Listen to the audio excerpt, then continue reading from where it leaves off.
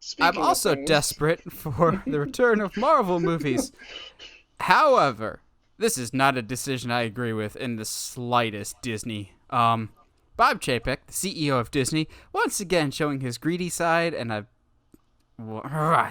cannot stand Chapek and what he's going to turn Disney into in the next couple of years, as he's already doing. But in positive news, at least we know Black Widow's not going to get delayed ever again, because Black Widow is now coming to theaters and premiere access of Disney Plus on the same day, which I believe is now July. So the movie's not going to be delayed anymore, but you can either see it in theaters or you can spend $30 and watch it on Disney Plus. I'm going, just make it a theater movie. Either that or I know you can't keep delaying this movie because you've got other things that are dependent on this movie. Or is it?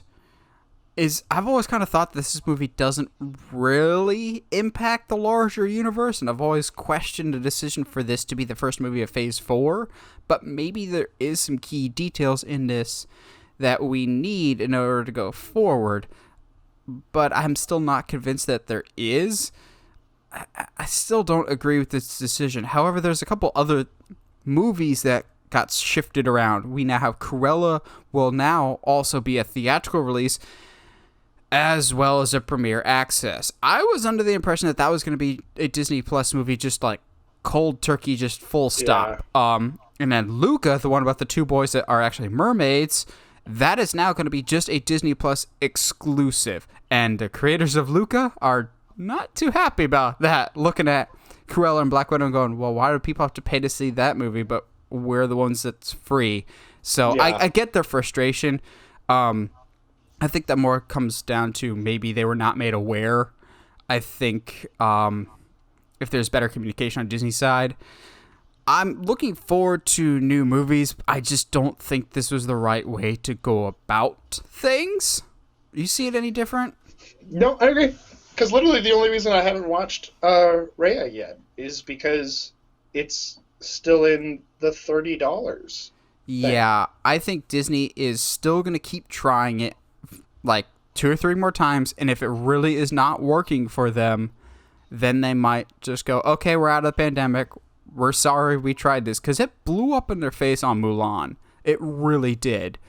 I just don't think that model is a smart idea for people to just go, well, we can just see this in 6 months for free, so why are you charging us this now? It just Yeah. doesn't really make sense. A lot of people don't like it. I wasn't planning to talk about this, but it's an interesting thing to consider. With all these delays, what is Disney going to do about Death on the Nile that they got from Fox? Because if y'all remember, one of the main characters in Death on the Nile is Army Hammer. So, what is the further you push that out, the more like that's a really big issue that you're gonna have on your hands. Yeah. It's what was that movie that came out like a year or two ago with Kevin Spacey that they reshot all of his scenes with Christopher Plummer, like All the Money in the World or something like that. Like the movie was Yeah, I don't remember. completely done, and they had to reshoot every scene with Kevin Spacey in it with Christopher Plummer. We might be in a similar situation with Army Hammer because like that's some serious stuff that went down with that guy. Yeah. And the further we get away from it, the weirder it looks for Disney to just go, here's our movie with Gal Gadot, Yeah. Wonder Woman, Army Hammer. Army Hammer's Cannibal extraordinaire!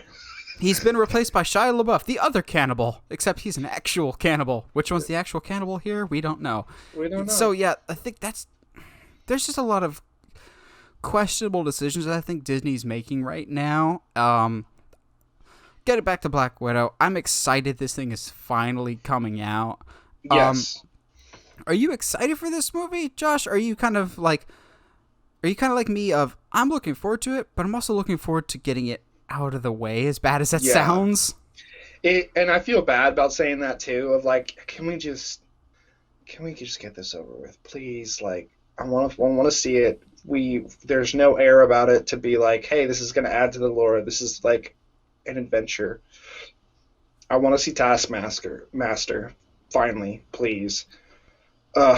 And I just, yeah, I want it out of the way. I think my biggest gripe out with the Premier Access thing, outside of having to pay $30 for a movie when I'm already paying for a streaming service, is I can't upgrade my streaming service account to Premier Access.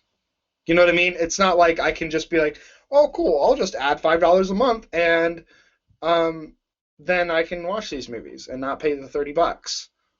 Like, no, you have to. There's only So, one level, and then you have to pay the $30. It's just, it are you doesn't make sense to suggesting me. are you suggesting if they had like a $15 a month tier for Disney Plus that you would pay for it if it meant you got all those new release movies?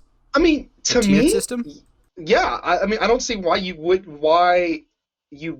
I mean, that's so arrogant to me to be like. I mean, I kind of understand the thought process of like, hey, it's if one person goes to the movies to watch a movie, it's like $10. Okay, take three people, $30. Okay, um, but it's not like we're paying for the movie for forever. Like you can take it off the streaming service at willy nilly. So $30 still feels. It's like when VCRs were first released and they were sold for $100 a pop because that's what studios thought they were worth. Um, which small little side tangent. If you haven't watched the Blockbuster documentary on Netflix, actually watch Oh, it. it's It's actually so good. It's so good. super interesting. Um, Also, kind of Netflix being like, guys, it wasn't like all our fault. Like we tried. We really tried. Um, but yeah, it seems so weird to me anyway for to have people being paying for a service and you being like, all right, cool, this is Premier Access, but not providing Premier Access as like a tier that you can just get. It's not Premier Access. You're just trying to charge us for a film. And honestly, as long as people are paying for it, Disney's going to do it.